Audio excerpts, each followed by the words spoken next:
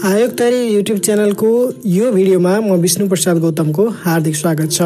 2077 जेठ महिनाका महत्त्वपूर्ण समसामयिक घटनाक्रम लिएर म उपस्थित भएको छु।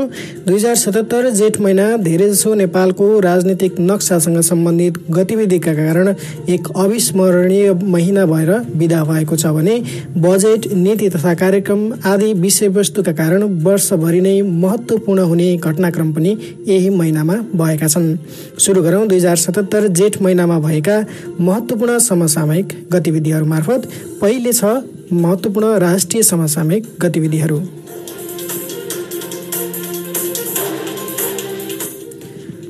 2077 जेठ 1 गते नेपालमा कोरोना भाइरसको कारण पहिलो मृत्युको घटना भएको थियो। सिन्धुपाल्चोककी 29 वर्षीय महिलाको मृत्यु भएको थियो। 2077 जेठ 1 गते कोरोनाकै कारण मृत्यु भएको पुष्टि भने स्वास्थ्य मन्त्रालयले 2077 जेठ 3 गते गरेको थियो। त्यस्तै 2077 जेठ 2 गते राष्ट्रपति विद्यादेवी भण्डारीले संसदमा आर्थिक वर्ष 2077-78 को नीति तथा कार्यक्रम प्रस्तुत गर्नुभएको थियो। उक्त नीति तथा कार्यक्रम 276 बुँदे रहेको थियो। त्यस्तै 2077 जेठ 3 गते 27औं मदन आश्रित स्मृति दिवस रहेको थियो। 2050 जेठ 3 गते तत्कालीन नेकपा एमालेका महासचिव मदन भण्डारी र संगठन विभाग प्रमुख जीवराज आश्रितको दासढुङ्गामा भएको जीव दुर्घटनामा निधन भएको थियो। त्यस्तै 2077 जेठ 5 मा मन्त्री परिषद बैठकले लिपुलेक, लिम्पियाधुरा र कालापानी समेटिएको नेपालको नयाँ राजनीतिक नक्सा स्वीकृत गरेको थियो। भारतले सन् 2019 नोभेम्बर 2 मा जारी गरेको आफ्नो नयाँ राजनीतिक नक्सामा नेपाली भूमि लिम्पियाधुरा समेटेको थियो। त्यस्तै 2077 वैशाख 26 गते 2020 मे 8 मा लिपुलेक हुँदै मान सरोवर जाने सडक उद्घाटन गरिसकेपछि दुई देशबीच पछिल्लो नक्साको विवाद उत्कर्षमा पुगेको छ। त्यस्तै 2077 जेठ 6 गते नेपालको सरकारको आगामी आर्थिक वर्ष 2077-78 को नीति तथा कार्यक्रम प्रतिनिधि सभामा बहुमतले पारित भएको थियो। त्यस्तै 2077 जेठ 7 गते नेपालको नयाँ राजनीतिक नक्सालाई भूमि व्यवस्था, सहकारी तथा गरिबी निवारण मन्त्री पद्मा अर्यालद्वारा औपचारिक रूपमा सार्वजनिक गरिएको थियो। 2077 जेठ 7 गते नेपालमा अम्फुन चक्रवातको सामान्य प्रभाव सुरु भएको थियो। बंगालको खाडीमा 16 मे 2020बाट विकसित भएको यो चक्रवातको नाम थाइल्यान्डले प्रस्ताव गरेको थियो। अम्फानले भारत र बङ्गलादेशमा सबैभन्दा बढी प्रभाव गरेको थियो। 2077 जेठ 9 मा नेपालको नयाँ राजनीतिक नक्सालाई राजपत्रमा प्रकाशित गरिएको थियो। त्यस्तै 2077 जेठ 9 मै नयाँ नक्सा अनुसारको निशान छाप परिवर्तन गर्नका लागि संसदमा संविधान संशोधन प्रस्ताव दर्ता गरिएको थियो। कानुन मन्त्री शिवमाया तुम्बा आम्फेले संसद सचिवालयमा उक्त संशोधन प्रस्ताव दर्ता गर्नुभएको थियो। उक्त संशोधन प्रस्तावमा संविधानको अनुसूची 3 मा रहेको निशाना छापलाई संशोधन गर्न संशोधन प्रस्ताव दर्ता गरिएको थियो।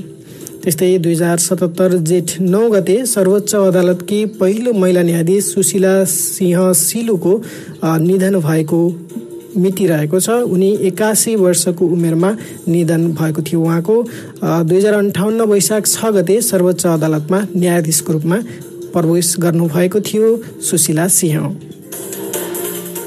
त्यस्तै 2077 जेठ 10 गते अन्तर्जातीय प्रेम सम्बन्धका कारण रुकुम पश्चिमको चौरजहारी नगरपालिका 8 सोती गाउँमा भएको घटनामा 6 जनाको मृत्यु भएको थियो।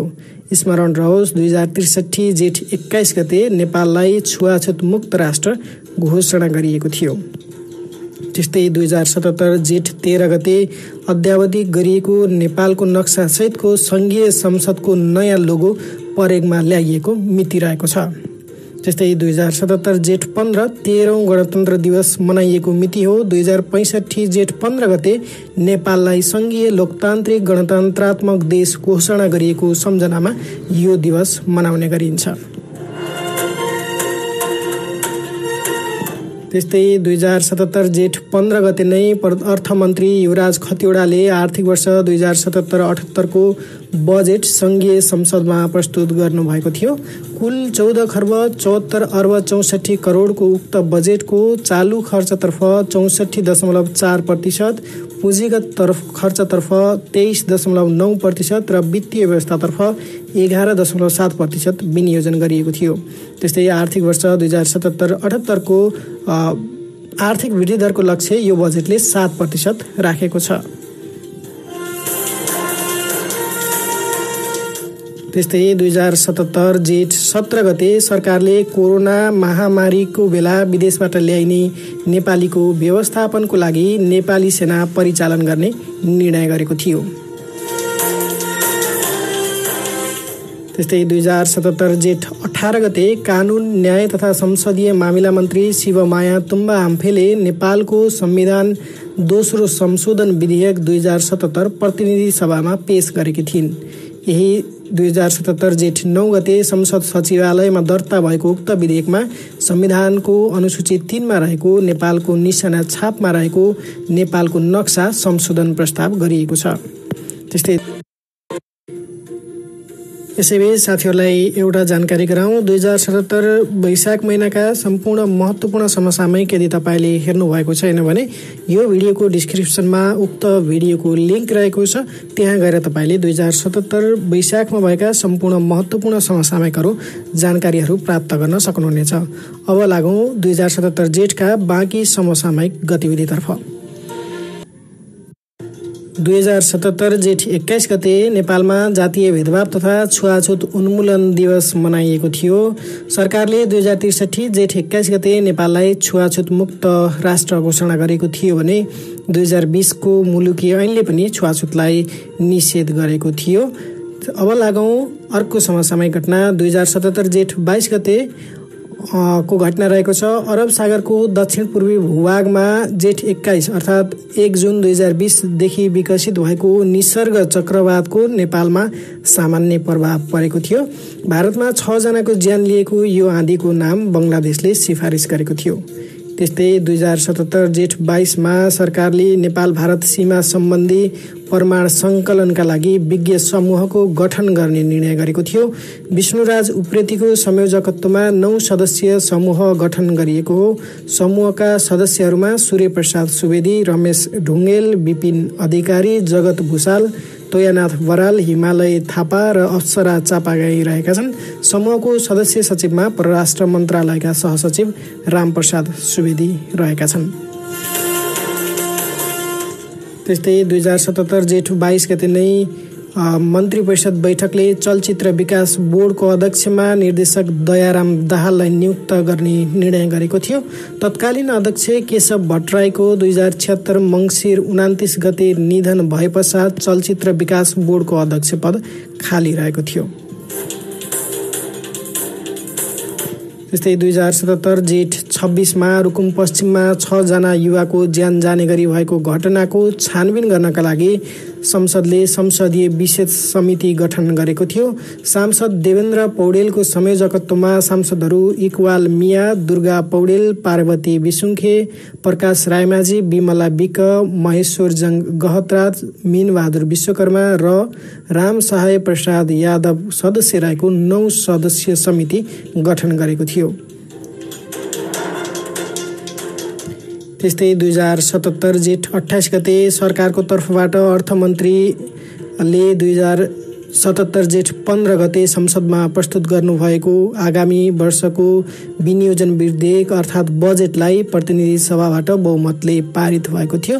2077 जेठ 28 बजेट पारित भएको मिति रहेको छ। त्यस्तै 2077 जेठ 28 गते नै सरकारले 2076 को माध्यमिक शिक्षा परीक्षा एसईई सञ्चालन नगर्ने निर्णय गरेको थियो। आन्तरिक मूल्याङ्कनबाटै विद्यार्थीलाई प्रमाणपत्र दिने निर्णय मन्त्री परिषद बैठकले जेठ 28 गते गरेको हो। त्यस्तै 2077 जेठ 29 गते मन्त्री परिषदले रेलवे विभागको महानिर्देशकमा इन्जिनियर गुरु भट्टराईलाई नियुक्त गर्ने निर्णय गरेको छ। त्यस्तै 2077 जेठ 31 गते प्रतिनिधि सभाबाट नेपालको संविधान दोस्रो संशोधन विधेयक 258 मतले पारित भएको दिन रहेको छ। नेपालको संविधानको अनुसूची 3 मा रहेको निशाना छापलाई संशोधन गरिएको थियो।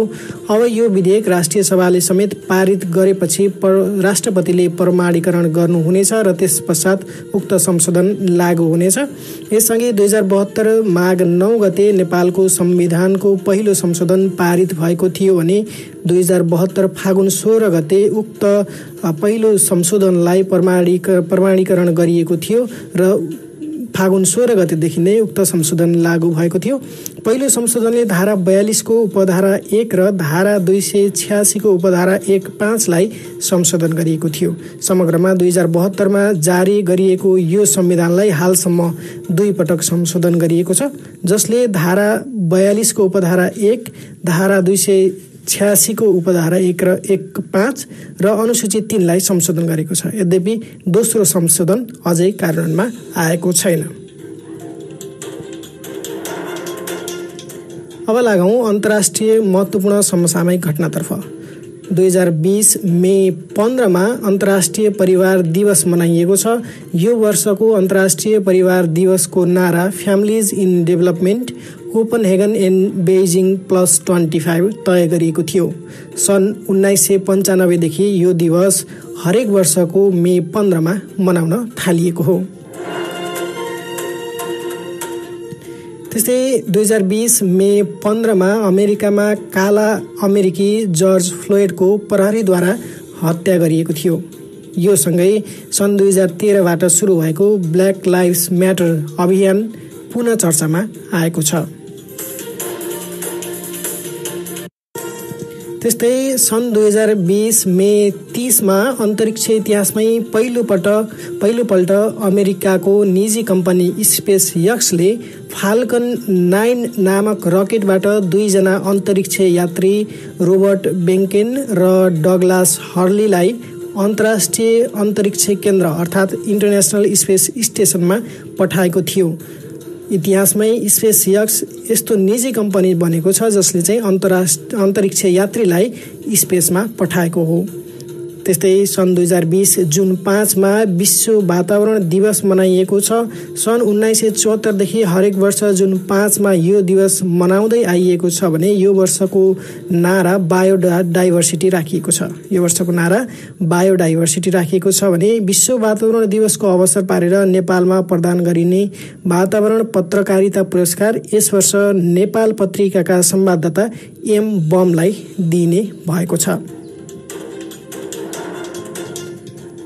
त्यस्तै सन् 2020 जुन 7 मा अमेरिकी महिला क्याथी सल्भान पृथ्वीको सबैभन्दा गहिरो स्थान च्यालेन्जर डिपमा पुग्ने विश्वकै पहिलो महिला बनेकी छिन्। उनी 35,810 फिट अर्थात् 10,516 मिटर गहिराइमा पुगेकी थिइन्। क्याथी सुलिभान अन्तरिक्षमा हिँड्ने पहिलो अमेरिकी महिला समेत हुन्। यो सँगै क्याथी अन्तरिक्षमा पुग्ने र पृथ्वीको सबैभन्दा गहिरो स्थानमा पनि पुग्ने हालसम्मको पहिलो मानिस बनेकी छन्। च्यालेन्जर डिप प्रशान्त महासागरको मारियाना ट्रेन्च क्षेत्रमा पर्ने विश्वको सबैभन्दा गहिरो स्थान हो। उनीहरू च्यालेन्जर डिपमा जानको लागि प्रयोग गरेको साधनलाई लिमिटिङ फ्याक्टर भनिन्छ। लिमिटिङ फ्याक्टर विश्वकै पहिलो र 11,000 मिटर भन्दा मुनिको यात्रा अनुमति प्राप्त गर्ने एक मात्र भेसल हो जसमा 2 जना मानिस बस्न सक्दछन्। त्यस्तै सन् 2020 जुन 11 मा संयुक्त राष्ट्रसङ्घको 75औं महासभाको आर्थिक तथा वित्तीय कमिटीको अध्यक्षमा नेपाल पहिलोपटक निर्वाचित भएको छ। यसको नेपाली मिति 2077 जेठ 29 गते रहेको छ। नेपालका तर्फबाट संयुक्त राष्ट्रसङ्घका लागि नेपाली नियोगका स्थायी प्रतिनिधि अमृत बहादुर राई सर्वसम्मतिले अध्यक्षमा निर्वाचित भएका हुन्। महासभामा 6वटा मुख्य कमिटी मध्ये यो कमिटी महत्त्वपूर्ण मानिन्छ।